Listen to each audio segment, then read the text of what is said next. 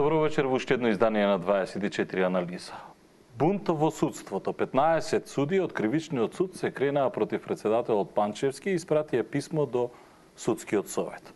Врие и во Основниот суд Скопје 1. Жестока вербална пресметка, вчера попладне инцидентот пријавен во полиција. Како да се департизира судството? Европската комисија упати остри забелешки. Сериозни забелешки и во извештајот на експертот Рајхард Прибе. Опозицијата, конкретно лидерот на СДСМ Зоран Заев, најави дека по 11 декември, доколку ја добијат власта, ќе прават реизбор на сите судии, нарекувајќи го овој проект реформа на судството. Мој гостин вечерва во 24 анализа, председателот на Судскиот совет, господинот Зоран Караджовски. Добро вечер. Добро вечер, благодарам на поканата. Имаме многу теми за разговори. Ќе повикам на почетокот реклами, па ќе отвориме дебатата. Останете со нас.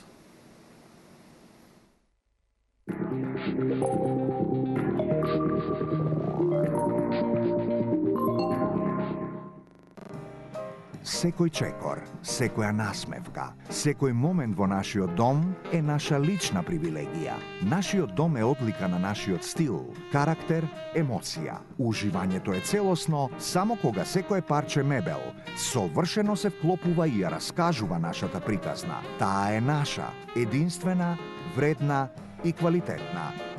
Мондиви. Дизајн, удобност, квалитет. Во сите салони на Мебелви низ Македонија. Ги одбрав Голден Арт, затоа што квалитетот и долготрајноста ми се најважни. Затоа што ми требаше дом, не само стан.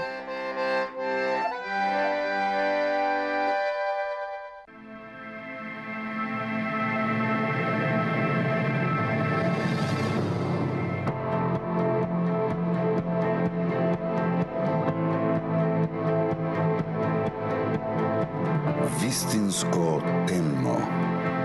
Златен даб. Дарк. Стоп за двата типа на кашлица. Со Хербион сирупите против двата типа на кашлица. Хербион. Два типа на кашлица. Различен пристап. Priča se da će ova zima biti hladna i virusna. Što se tiče hladnoće, moj komši i ja smo se pobrinuli da nam ne bude hladna. A što se tiče virusa, brine se G132 plus Natural i International Health. Živi bili!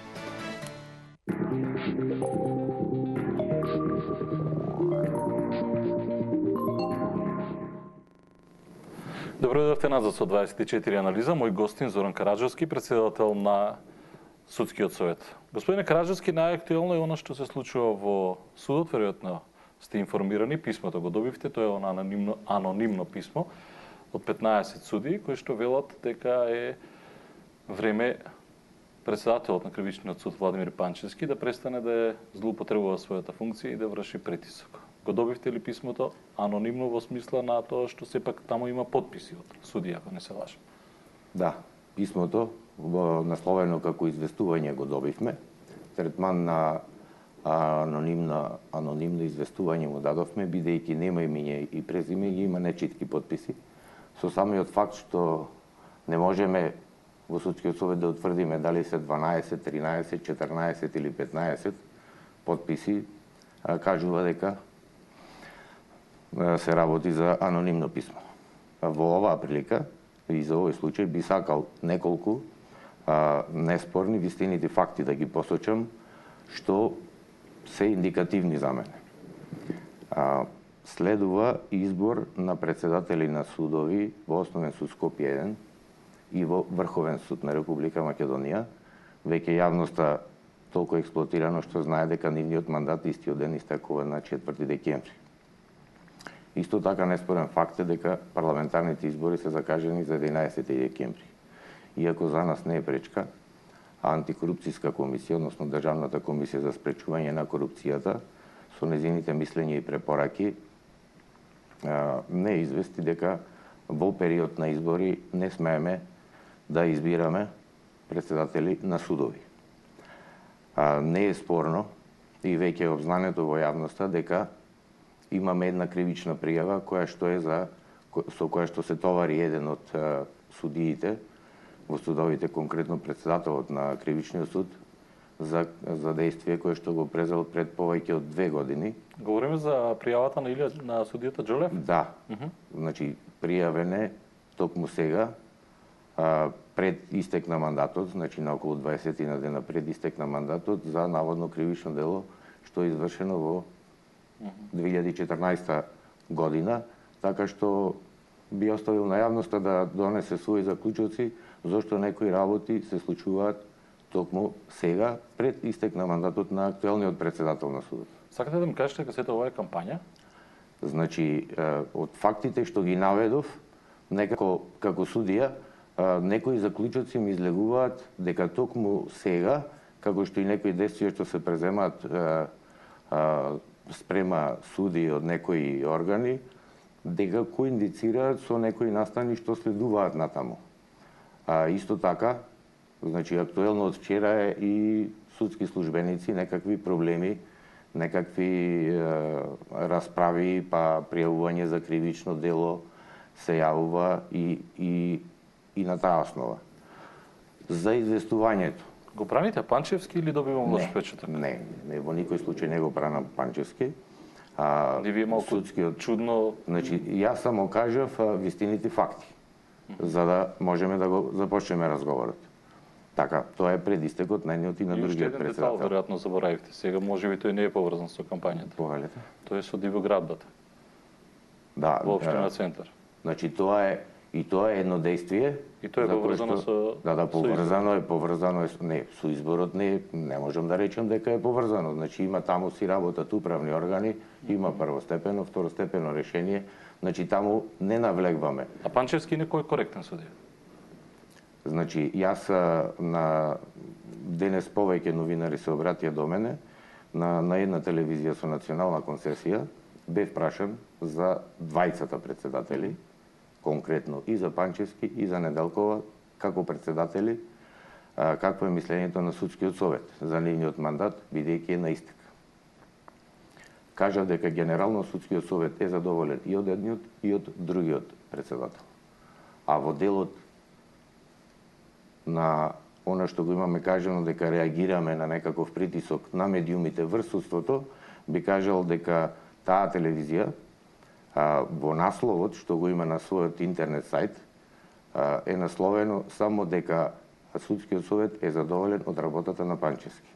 А јас кажав генерално сме задоволни од работата во нивниот мандат и од Панчевски и од Неделкова како председател на Врховен суд. Кои му се маните на Панчевски? А маните, значи сега Генерално сте задоволни сега, за да не влегувам значи, ја во положение генерално, на дата. секоја година судскиот совет ги оценува и релевантно е моето мислење. Крајно. Сте председател на судски Да, совет, јас сум воопшто председател, не е меѓутоа колективно тело е Судскиот совет на Република Македонија и секоја година и председателите и судиите си добиваат оценки. Секако не би сакал сега да навлегувам во конкретни действија, значи можам да кажам дека работата на секој судија е индивидуална, да тука со закон му е загарантирана неговата независност и никој нема право на судијата да му се меша во неговата работа. Председателите на судови, сите, и овие двајца, што ги споменав, веројатно со некои исклучоци кога е тоа нужно, постапуваат по предмети. Инаку нивната основна задача е да ја организираат работата во судот, да прават распоред на суди, да се грижат за да создадат услови за да работат судиите. И слободно судскиот совет во последниот период сметам дека е повеќе транспарентен, дали е доволно тоа јавноста ќе оцени, и во однос на повикувањето на сите судии, бидејќи ние треба да го чуваме угледот на сите судии и довербата на граѓаните кон судството, и дека слободно, а не со скратени нечитки подписи, значи ги повикувам и тие што го поднесо известувањето, значи не е спорно и објавено во медиумите, бидејќи во известувањето од без разлика од колку број на судии, од самата содржина тоа представува преставка. Од мај 2015 година Судскиот совет на Република Македонија не постапува по преставките, туку постапува Советот за утврдување на факти, за утврдување одговорност на судија. Ние го разгледуваме овој случај бидејќи се работи за двајца судии, колеги кои се еднакви за нас како судски совет, и да не се и повикуваме да не се зголемуваат натаму тензиите. Слободно, секој што има некаква забелешка во однос на работењето на било кој судија во државата, значи не само во овој суд, може до нас да се обрати. Неверојатно. А доколку говориме, само што ова да го кажам, доколку говориме за некаква одговорност надвор од кривична, за дисциплинска одговорност или нестручно и несовесно постапување на некој суди или председател на суд, за тоа е надлежен Советот за утврдување на факти за одговорност на судија и во нивна соодветна постапка согласно нивниот закон, доколку најдат дека има некакви факти и докази за поведување постапка за одговорност, тој совет ќе поведи постапка до нас и ние согласно одредбите од Законот за судски совет во постапка утврдена со законот ќе донесеме одлука дали кај конкретниот судија или председател на суд има елементи на одговорност и за негово дисциплинско санкционирање или не. А по однос на кривичните пријави, за тоа си се надлежни јавните обвинителства. Многу е голема циркузијадата, господине Караджовски, за вака елегантно да ги давате одговорите. Самиот факт што писмото е анонимно говори за тоа колку судиите не се слободни, колку судиите се плашат. Што се случува таму? Јас не сум убеден дека е така. Значи, еве уште еднаш јавно ги повикувам. Значи, имало и ќе има, за жал, предпоставувам, анонимни пријави за многу судии и председатели на судови и во периодот кога сум јас и пред тоа во судскиот совет. Не ви е индикатор од анонимноста? И така натаму. Значи, анонимноста може дека некој таму се е страв? Значи, може да биде индикатор за повеќе работи. Првото е дека некој се е страв и дека некому е страв затоа што некој е заштитен. Така, значи едната варијанта е таа. Другата варијанта е дека некој нема храброст да представи или некои работи не ги прикажува онака како што се. Или пак сака како да нема храброст, цело писмо е таму. Вие имате подписи, велите не се читки подписите, значи значи не се читки подписите, ако значи правиме муабет за судии. Судиите знаат убаво како за да биде едно писмено, односно некој писмен поднесок да биде уреден, што се треба да стои на него. Значи јас не гледам проблем зошто не би се подпишале. Најмалку затоа што ние како судски совет и другиот совет за утврдување на факти, доколку треба да повика некого за да дополни во известувањето или да даде дополнителни информации, во случајов нема кого да повика. Кога еден судија излезе јавно, тој судијата Џолев, вие велите, па добро, симптоматично ми е затоа што има избори. Кога ќе има анонимно, велите дека не се читаат подписите. Јас ви велам, анонимноста е веројатно голем индикатор дека нешто се случува во судството, а впрочем видовме и вчера попладне што се случува. Затоа велам многу елегантен е одговорот. Вие малте некој знае што се случува таму во судовите. Значи, добронамерна забелешката е кон колегата Џолев, кривична пријава. Значи, исто така, забелешката е и кон председателот Панчевски, бидејќи тој обзнани дека поднесува кривична пријава.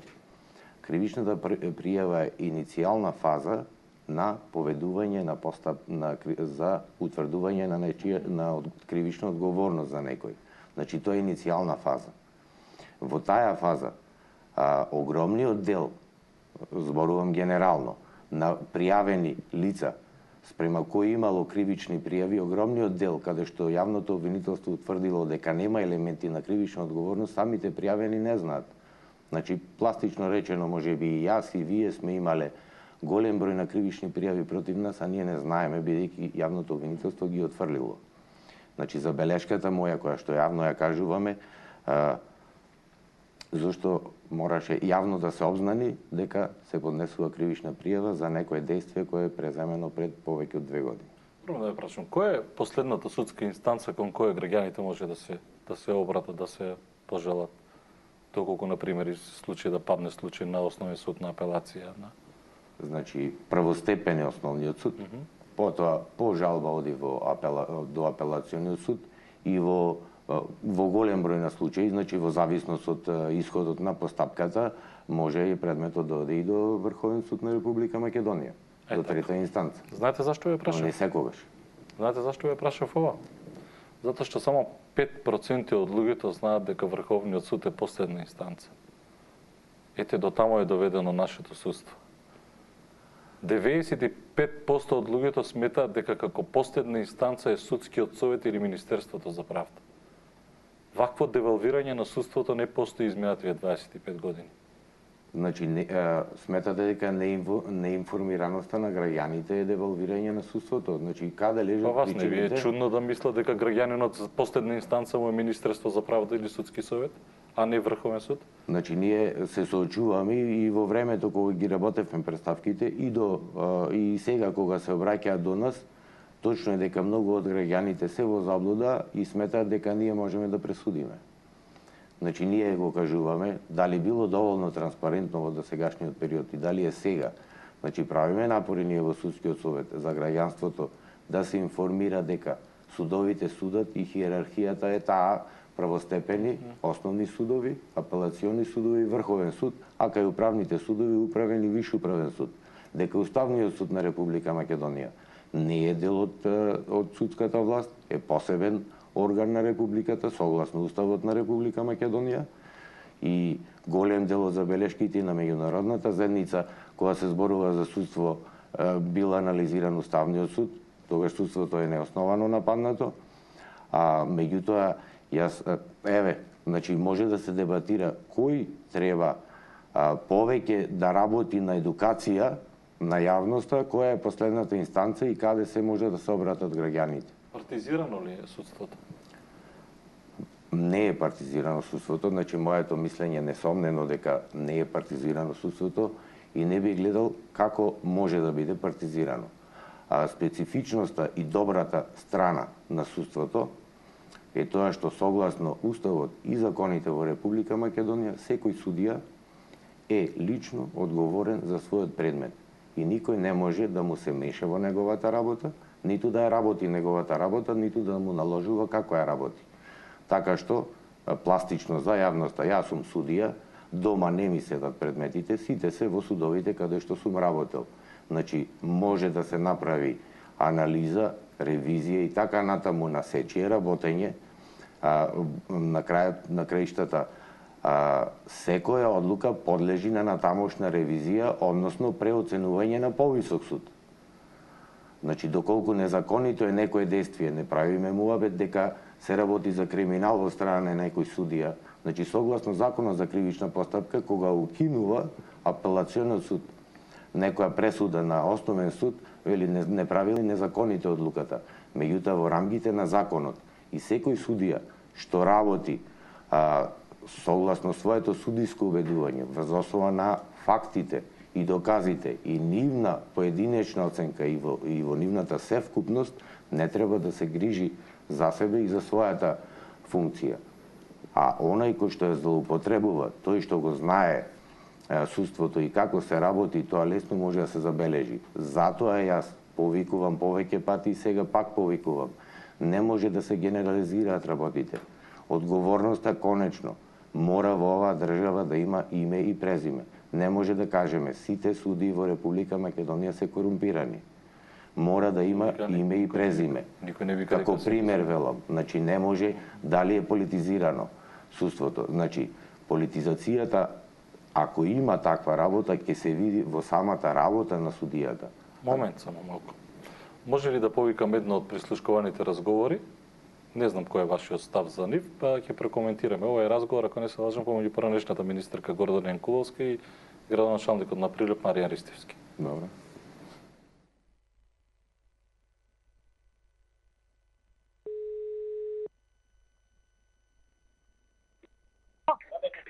Горде, како? Маријан, да не те разбудив? Не. Слушај, бе, кратко една консултација сакав. Го знаеш ли ти Никола Крстевски, судија од Прилепскиот суд? Никола Крстевски, тој е овај од Крушево што дојде. Од Крушево, да. Да. Нашиот човеков, каков е? Гордана наше тој, мислам, окей, порано во народна малку луташ, али наше. Значи вага може да го сметаме 100% наш, знаеш, на Може, гарантирано нешто ако треба да застане јако на наша страна. Да, затоа мислам да може да сметаме сигурно. Добро бе, Маријан, за тоа те барам. Океј, супер е. Океј. Ако има услови, се знаеш, ја не ветувам, ама ако има услови, ќе го имам предвид. Добро, супер. Океј, Маријан, Супер. фала ти. Поздрав. Ајде, поздрав. Ајде. Уште сте на став дека не е партизирано судството? Да, уште сум на став дека не е партизирано судството. Значи, ставот на Судскиот совет на Република Македонија и генерално како суди е дека не ги коментираме ваквите разговори, бидејќи се нелегално стекнати, не е утврдена ниту нивната веродостојност, ниту може да биде доказ во некоја постапка. И затоа се да го слушам, не председателот на Судскиот совет. Значи затоа се јас зборувам од судиски аспект како судија и како легалист. Се чини дека не се? Значи овие не, тоа не го тврдам, не сум вештак. Ние судиите кога ни е потребно некакво вештачење, односно нешто што не е од нашата професија, што не користиме вештаци, така што тука доколку се вештачи и така натаму, меѓутоа од старт овие се фалични разговорите, така речено, бидејќи се нелегално стекнати и токму затоа се дадени на специјалното јавно обвинителство како индиција во која насока можат евентуално да истражуваат некакви кривични дела од овие прислушувани разговори. Доколку се пронедат докази дека некој сторил кривично дело, тогаш во секој случај дека ќе се сноси кривична одговорност. Тогаш ќе биде партизирано судство. Не знам сега во кој контекст сега е прашањето. Не, ако се докаже дека е така како што зборуваат Јанкуловски и Ристовски. Не, значи самото ова, значи не знам во која насока би разговарале за кривично дело. Значи ако е судија, предметниот судија, ако е вистинит, значи премногу предпоставки има ако е ова или ако е она. Значи секој судија одговара за својата работа. Покрај тоа, значи погрешно ми се чини и во сегашниот извештај на Европската комисија и во извештајот на Прибе се посочува токму на ваквиот начин на именување стои тука, на избор на судии. Тоа е надмината состојба од 2013 година, значи е минат период кога други беа условите на избор на судии. Сегашната законска регулатива е сосем поинаква, значи можам слободно да речам отидено е во друга крајност, имаме мерит систем, каде што имаме квантитативни и квалитативни параметри, каде имаме собирање на бодови и во рамките на законските надлежности, согласно Законот за Судскиот совет, во Судскиот совет се вршат и анализи и оценувања и на тој начин е извршен сега, последно во септември месец оваа година, на поголем број на судии. Значи во присуство на јавноста, додека сум јас член на Судскиот совет, во присуство на јавноста и за сите одлуки, за сите избрани судии и председатели на судови на веб страната на Судскиот совет на Република Македонија. Има од кои причини со широко образложение зошто конкретниот судија е избран за судија во конкретниот суд. Да ве прашам нешто, на вистина верувате во ова што го зборувате? Искрено? Да. Мислите дека не е партизирано судството? Не е партизирано судството, да. Ова искрено го мислите, така? Да, значи искрено го мислам. И сметам дека огромниот број на судии, значи се честни, стручни и компетентни да извршуваат својата работа. Значи не разговараме, значи нашиот фокус на внимание во Судскиот совет е не дали е партизирано или не е партизирано судството. Значи тоа се врти повеќе како интересна тема за јавноста во медиумите и така натаму. Значи, нашиот фокус е на тоа дали се стручни, компетентни, дали извршуваат својата работа, а особено задача е на Судскиот совет на Република Македонија да ја следи нивната работа околу процедурите за донесувањето на одлуките. Судскиот совет не е судски орган, не е суд, така што за одлуките, како што споменавме пред малку, хиерархијата оди од основен до врховен суд.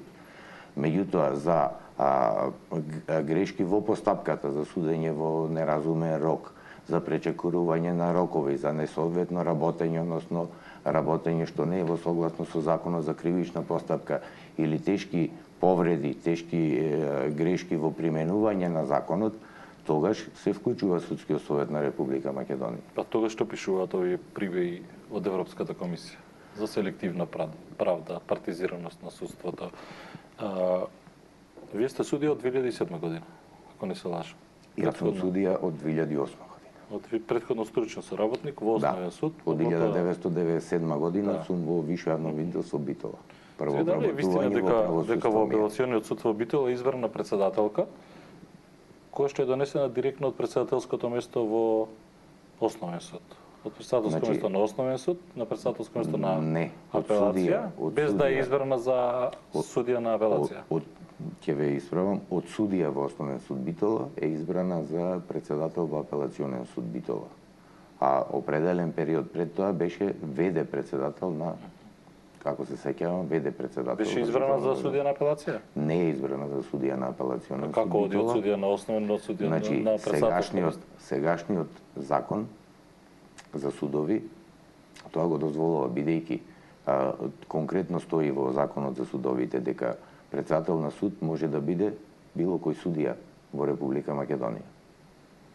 Значи тука нема пречка и доколку зборуваме за тие промени, значи еден од според мене таа регулатива и во текст се измените, меѓутоа со оглед на политичката состојба и измените и настанатата состојба во државата беа блокирани во дел реформите.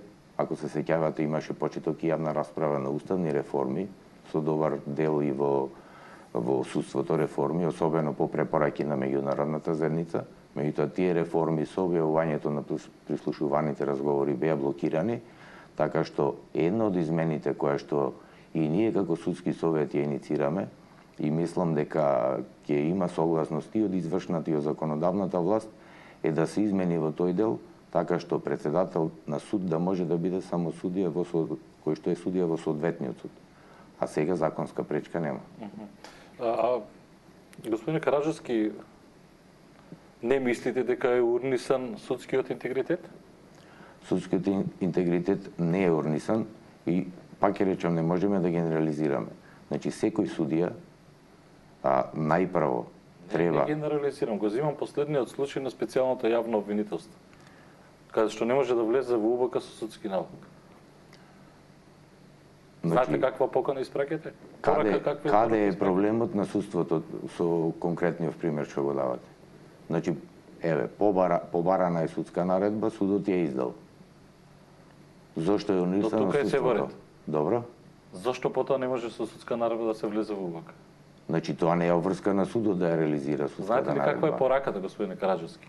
За судството нема проблем. Значи, јас не можам да одговарам. Ако издадете судска наредба утре за мене, јас можам да ја кажам на полицијата, почекате малку или не можете да влезете. Значи, јас никој не ве третира за сериозно. Значи, не може така излегувате. Судскиот совет или судството да биде виновно за сите органи на државна управа. Не викам за сите органи. Јас говорам за судството. Ова значи непочитување тотално на судството.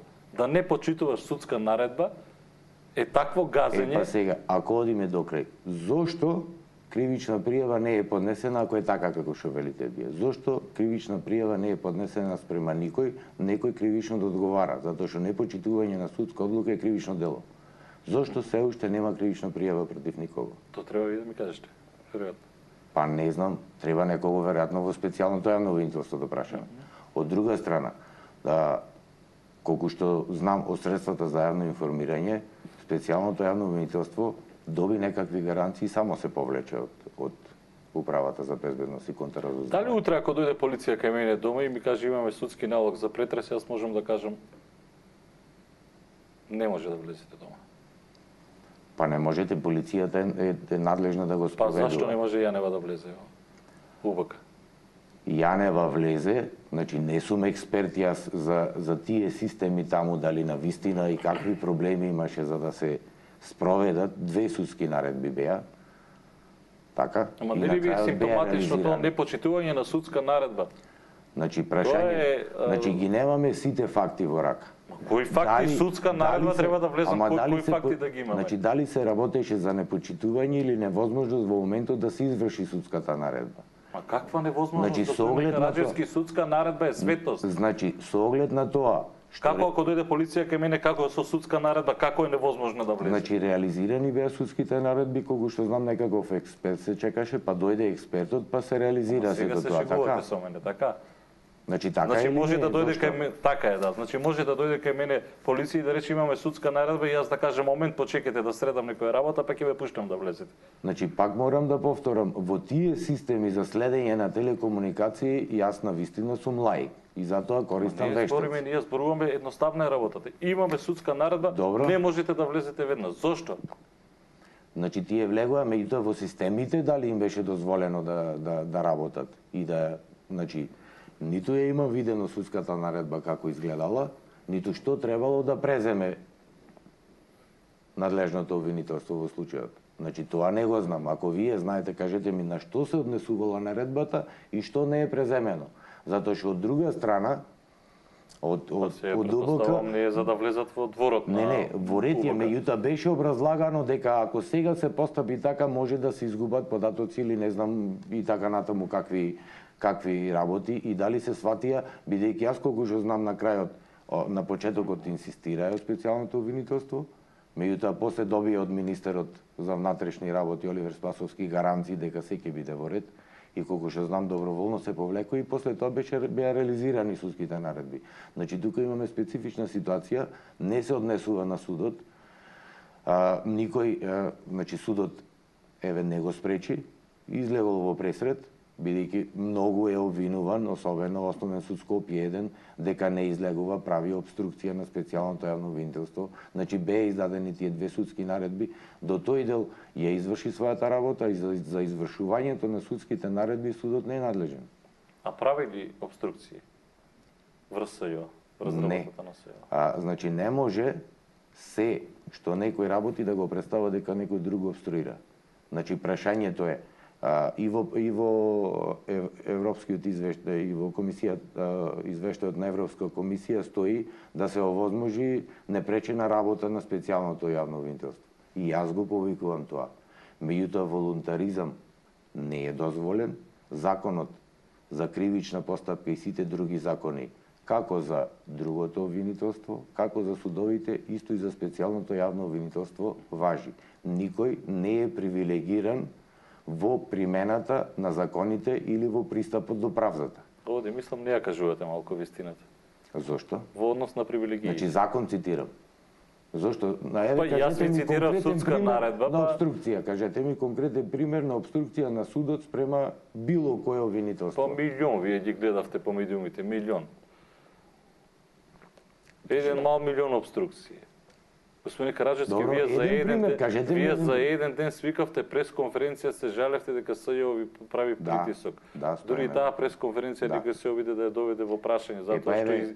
затоа што на председателите на Значи ќе се осврнам и на тоа. затоа што на председателите на судиите не сте им ни кажале дека ќе има пресконференција, туку сте ги повикале дека ќе се презентира некаков проект со меѓународниот фактор. Такви информации има. Не знам кој ви ја даде таа информација. Па поголем дел од судиите беа со наведнати глави. Вистина? Председатели на судови беа, ова прв пат слушам дека нешто ќе било презентирано. Не Така знам вие сте им Кој кажале. ја даде информацијата? Јас сигурно не, мислам, се уште Таква сметам била дека знам што поканата. кажувам. И имавте, не, таман работа не ми беше ни тоа е интенцијата. точно. Значи не е точно тоа. Зошто ја Тоа не е свикавте точно. пресконференцијата? Кој ви каже да свикавте пресконференцијата? Сами одлучивте или имавте Значи јавување? сами одлучивме во Затоа што судскиот знаете, совет. имаше порано зборува дека не знам, Груевски требало да каже кој ќе биде судија, кој ќе одлучува кој на кој предмет. Затоа ве прашувам, сами се Добро, одлучивте ако да знаете, свикавте? тебе Не знам, знаете кој прашувам, кажал ба. јас да бидам Не судија, знам, не. прашувам. Па вие Значи, го не ние знаете сами кој кажал, јас одлучивме. гледам по бомбите Јанкуловска што зборува со Значи Марија. ние сами одлучивме во судскиот Веројатно по совет. битолската линија, ама вие Значи- велите не е партизирано судството. Значи ние сами одлучивме да ја свикаме пресконференцијата во судскиот совет на Република Македонија и А да што беше толку драматично? Значи, еве, тоа го образложивме и пак ќе го, мислам, благодарам на можноста да образложам повторно. 5 мина суди од управниот суд беа повикани како осомничени лица со покани под закана дека ако не се јават ќе бидат приведени да се јават во специјалното јавно обвинителство. Ма што сте вие, недопирливи сте вие судиите? Значи, би да објаснил, Ајде, ако повелете. сакате. бидејќи првиот судија на управен суд од тие 5 мина, наведени во поканата, која што по официјален пат председателот на управниот суд, председателката ни ја испрати, од имињата нивни и од имињата на членовите на Државна изборна комисија наведени во поканата како осумничени, знаевме точно за кој конкретен настан се работи и за која ситуација и од кои избори. Значи се работи за предмет од претходни избори. Бидејќи тие 5 мина суди знаевме точно во кој предмет работеле, знаевме што и како одлучиле и зошто одлучиле така. Од тие причини, бидејќи првиот судија, Зборувате до крај сега, до крај. Значи зошто ја свикавме пресконференцијата? Значи не, кажете за случаеви, знаете зошто, за кои случаи? Значи тие судии одлучиле, односно колку што знам, потврдиле одлука на Државна изборна комисија само за некои избори во Струмица. За некои? Да, за претходни избори, локални избори во Струмица. Бидејќи од самиот предмет знаеме добро дека конкретни кривично-правни действија немаат преземено судиите, тоа го тврдиме во Судскиот совет и повторно тука и кога ќе заврши постапката сме подготвени да разговараме за тоа, бидејќи првиот судија од управен суд беше викнат во специјалното јавно обвинителство во петок, ние одлучивме пресконференцијата да ја свикаме во четврток. Од тие причини изгледаше како да избрза на пресконференцијата, затоа што сакавме да укажеме претходно, со оглед на кривичното дело за кое што се товарат 5 мината судии, знаеме дека се работи за тоа дека тие го оштетиле буџетот, бидејќи се работи, се товарат за кривично дело злоупотреба на службена положба и овластување од член 353 став 5. А тоа е во вршење на јавни набавки, бидејќи не е спорно дека судиите во Совет не вршат јавни набавки, алтернативата е, затоа што таа законска одредба вели, или оштетување на буџетот. Значи, предпоставувам дека наоѓа дека со таа одлука некој наоѓа дека е оштетен буџетот на Република Македонија заради евентуално повторување на избори во некои избирачки места или не знам што. Ово предпоставувате? Значи, за кривично дело кое што се товарате тоа, не предпоставувам. Со судската одлука... Предпоставувам дека е за тоа, затоа велам од каде знаете. Не, за тоа, значи, кривичното дело е тоа, дека го оштетиле буџетот на Република Македонија со донесувањето на нивната одлука. И што е страшно ако одидат во специјално јавно обвинителство да дадат изјава? Значи, проблемот е затоа што специјалното јавно обвинителство на пресконференциите уште на почетокот на годината, пролетта некаде, го најави дека ќе води истрага против суди од управен суд и дека ќе поднеси соодветни поднесоци. Што сте вие? Недопирливи сте вие? Не разбирам. Па зашто да не води? Зашто да не води? Зашто е тоа притисок? Значи, ако утре дојдат по мене, тоа е нормално така. Ако не се појавиш 3 пати на суд, ти доаѓаат во 3 сат навечер, те собираат и чекаш да дадеш искаш во суд. Притисок е затоа што... Сега вие како да не знаете како функционира. Ако дојдат утре мене да ме соберат, ќе направите пресконференција. Значи, зошто е притисок? Зошто е притисок? Јас не повикувам... Ако постои сомнение дека сторил кривично дело, дека го оштетил буџетот, зошто е притисок? Сомнение дека постои кривично дело може да има ако незаконито постапувал. А стручно... Оставете тоа на специјално обвинителство да утврди, вие сте судски совет, тоа треба некој да надлежен да утврди за тоа. Вие не дозволувате притисок затоа што ги викнале да дадат изјава. Значи ние тврдиме па може ќе утврдат дека нема ништо, дека не е вистина. Значи ние тврдиме дека е притисок и остануваме на тој став, особено што... Зашто е притисок? Значи, еве ви кажувам, затоа што на почетокот на годината беше најавено и дека ќе поднесат до нас соодветни поднесоци. Ама не држи ова, господине Караджовски. Ама дозволете ми да докажам. Значи, не, па ви дозволувам сега зборувате затоа што управните суди нека одат некаде, од каде вие зашто преюдицирате каква ќе биде одлуката? Може ништо нема да биде. Зашто е притисок ако е повикан да даде изјава? Не е повикан да даде изјава, повикан е како осомничен.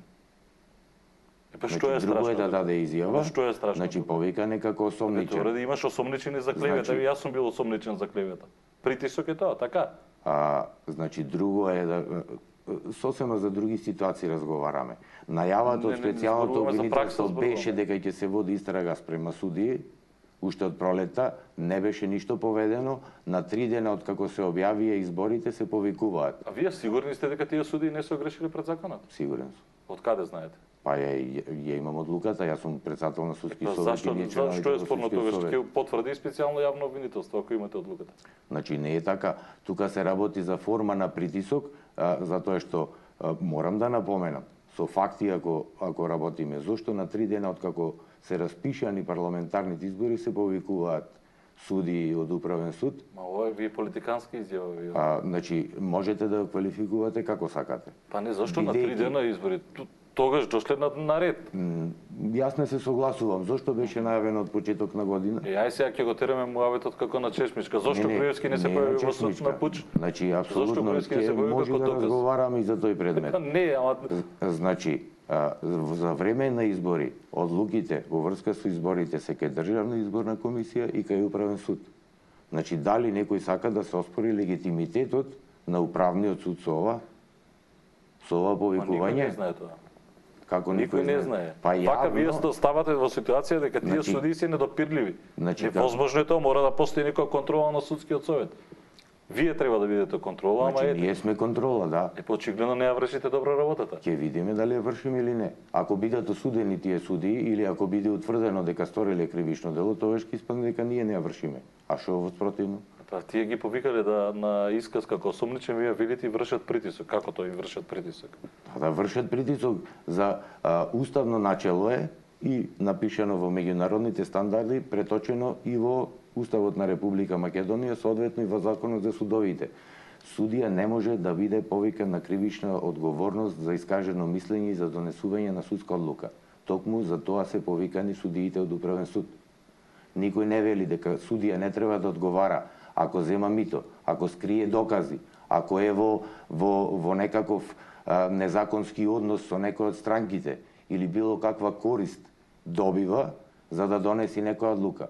Во конкретниот случај се работи за прекршување на уставното начело дека никој судија не може да биде повикан на кривична одговорност за искажено мислење и донесување судска одлука. Токму за тоа специјалното јавно обвинителство ги повика овие 5 судии. И тоа е за тоа ние одлучивме да ја свикаме пресконференцијата. Сите одлучивте или само вие? Па дали сам ја држев пресконференцијата? Па не, јас ви кажав каков муавет има. Значи членовите на судскиот совет не сте им кажале дека ќе биде пресконференција. Туку сте им кажале дека членовите на судскиот совет не сум им кажал. Не, на председателите на судовите кои што јас им кажав, пресконференција. Кажете ми еден на кој што сум кажал нешто друго. Значи слободно аргументирајте ми. Тој председател на суд сте му кажале друго. Слободно кажете ми. Да не ви излезат утре 15 судии, па да викате нечитки се тие анонимните писма. Значи, со фактите и аргументите јас немам проблем. Значи немам проблем и да се направи. Па ја затоа велам што се плашите толку од тоа специјално јавно обвинителство. Значи не се работи за страф, се работи за непринципиелно работење и за вршење на притисок. Знаете што кажа... Па досега не изреагиравте ништо за непринципиелно работење на судовите. Значи дали знаете Марин Марчела, председателот на Греко, Земји на држави против корупцијата, за ваквиот начин на организирање на пресконференции и толкава транспарентност од почеток на предистражна постапка. Значи тоа е директна причина со секое објавување, значи се нарушува презумцијата на невиност. Значи ако кажеме дека председателот на судскиот совет во таа и таа година и него именуваме, сите знаат за кој председател на судски совет се работи. Како до сега, господине Караджовски, не реагиравте за нарушена презумција на невиност? Кога Јанкуловска сите ги дава практично судските одлуки ги дава? Може би реагирал, јас не сум бил во судскиот совет тогаш, не знам како реагирал. Па еве, например, на апсењето на Љубе Бошковски. Дека што ја знам ќе добие толку и толку години затвор. Јас секогаш сум реагирал доколку има преголема транспарентност, особено во почетна фаза. Веднаш почнавте да реагирате. Во почетна фаза, значи јас не сум вечно во судскиот совет, јас сум судија, мислам да ако... Тогаш кој ги брифира Европската комисија и Рајхан Приве? Тоа веројатно се Соросоиди или сега ако го кажете и тоа дека Соросиди го брифирали и Приве и Европската комисија? Значи извештајот на колку време престојуваше тука, значи тука јас малку морам да не се согласам со некои други кои што го прифатија како Библија и извештајот на Прибе и сега и за извештајот на Европската Вие не се комисија. согласувате со Значи би сакал доколку можеме да разговараме дел по дел со аргументи. И во врска со извештајот на Прибе и во врска со извештајот на Европската комисија во кои делови не се согласуваме. Ако можеме, би сакал. Ајде ќе одиме за Европската комисија. Неколку страници од поглавието 23 во извештајот за напредокот на Македонија за владење на права се посветени на забелешките за работата на судството. Конкретни забелешки има од судскиот совет, господине? Значи, конкретните забелешки на судскиот совет се конкретно, ајде да видиме кои се. Значи, еве вели, судскиот совет направи напори за подобрување на транспарентноста, особено преку редовно ажурирање на својата веб страница и со дозволување на присуство на новинарите и граѓанските организации на седниците. Добро, понатаму. Значи, тврдам, во овој дел, може би предходно, со оглед на системот, интернетот и така натаму, може би не биле како сега ажурирани веб страните, меѓутоа присуството на новинарите и граѓанските организации на седниците без исклучок секогаш е дозволувано. Значи, имаше и ланската година и некои професори, за жал, се дрзна да кажат дека станале тајни седниците на судскиот совет. Значи, има исклучоци, исто и како кај судењата согласно законот за кривична постапка, кога се работи за разрешување за сензитивни прашања, кога за определена точка од дневен ред на седница на судскиот совет може да биде исклучена јавноста. Меѓутоа, дека не се дозволувало на новинари, па ние на секоја седница имаме присуство на новинари и на невладини организации. На секоја седница. Советот за утврдување и сега на факти. тоа го пишува тука. А во однос на тоа, значи за една телевизија денес кажав дека малку не е суштински и е од кој аспект е површен. Во делот одговорност стои дека судскиот совет покрај други органи, Министерство за правда, Народен правобранител, продолжиле да се справуваат со зголемениот број на преставки. Па знаете дека од мај 2015 година преставки не работи Судскиот совет на Република Македонија. Кој ги даде овие информации, односно како е составен извештајот на Европската комисија? Ова е за мене несериозно. Значи, да кажете дека Соросоиде ги преферирале од Европската комисија? Од кај ви текна сега Соросоиде? Не, па карикирам затоа што тоа е изјавата ви за бомбите. Дали вака не ве гиба да се запрашате зошто пишува дека Судскиот совет продолжил да се справува со зголемениот број на преставки за работата на судовите. Ме гиба и тоа дека се примени многу луѓе кои не исполнуваат услови, дека Судскиот совет свесно го крши законот со прием на нови избор на ова да го судии. исцрпиме и за тоа ќе разговараме. Зошто така пишува во извештајот, а од мај 2015 преставки не работи Судскиот совет? Како може да се напише ова? Значи, дали толкова бирократска машинерија е во Брисел, па се прават вакви промашувања? Мене не ми е јасно како може оваа работа да ја пишува кога од мај, ќе повторам, 2015 година Судскиот совет не ги работи преставките. Така, значи тука гледам Советот за проблемот. утврдување на факти го кинавте? Значи, ние не можеме како Судски совет ниту да го киниме, ни да го восстановиме. А кој побара од вас? Значи, од нас не побарал, ние не можеме да го киниме, ние не сме законодавен орган. Добро.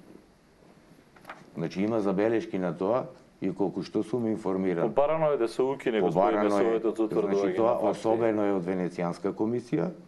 Препораките се да се укине. Укинато е? А не е укинато, донесена одлука која што се сеќавам на влада и после парламентарните избори треба да следи процес. Ќе треба да ве повикам на уште една дебата за извештајот на Европската комисија. Краток одговор само бидејќи морам да завршувам. За изборот и разрешувањето не одговорив. Да, опозицијата најави дека комплетен рестарт на судството со реизбор на нови студии. Може после пауза? Не, ќе одиме со вести. Со вести ќе одите? Да, ќе одиме со вести кратко само. Ќе ве повикам на нова емисија. Тоа се работи за класичен популизам во случајот. Западните демократи, западните парламентарни демократи многу долго се градат, а ние сме многу млада демократија. Така од 1990 година. ние трајниот мандат на судиите не го измисливме, туку е измислен во развиенијата западна демократија, во земјите на сегашна Европска Унија, и таквите добри практики и искуства се пренесени и во Република Македонија. Заради да не се појави волунтаризам или идеја кај некој политичар да задире во независноста на судството, вградено е во сите меѓународни документи, соодветно и во Уставот на Република Македонија, дека мандатот на судиите во Република Македонија е траен. И не знам на кој начин сега се заговара да нема пример. Значи, најдобрите примери од Европа, тоа е повторувано од еден лидер на политичка партија, меѓутоа такви примери нема. Ова е знак од режија. Ви ветувам дека ќе ве повикам на уште една 24 анализа за детално да го анализираме извештајот и на ПРИВИ и на Европската комисија, бидејќи сега ни остана многу малку, односно немаме време веќе. Ми останува само да ви се заблагодарам што бевте дел од 24 анализа. Благодарам и вам. Останете со нас, следува Дневникот.